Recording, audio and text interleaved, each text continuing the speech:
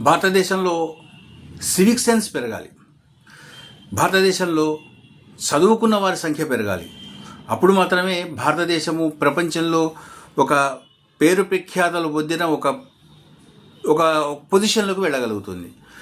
మోదీ లాంటి ఒక వ్యక్తి మాత్రమే ఎంతో కష్టపడుతూ ఉండి మనమందరము అతను తీసుకొచ్చే ఫలితాలని ఎంజాయ్ చేద్దాము అని చెప్పేసి ఎదురు చూస్తుంటే మాత్రం అసలు కాదు.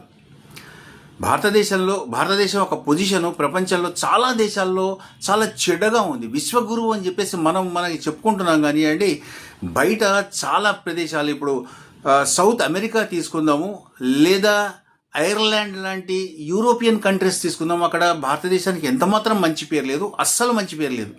జపాన్ లాంటి, లేదా రష్యా లాంటి, లేదా యూకే లాంటి కొన్ని ప్రదేశాల్లో మాత్రమే భారతదేశం గురించి కొంచెం మంచి అభిప్రాయం ఉంది తప్పించి సెలెక్టివ్ చేతుల మీద లెక్క పెట్టచ్చు అంతే ఉన్నాయి.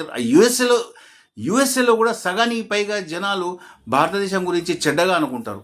ఇది మనం ఖచ్చితంగా గమనించుకోవాల్సిన విషయం.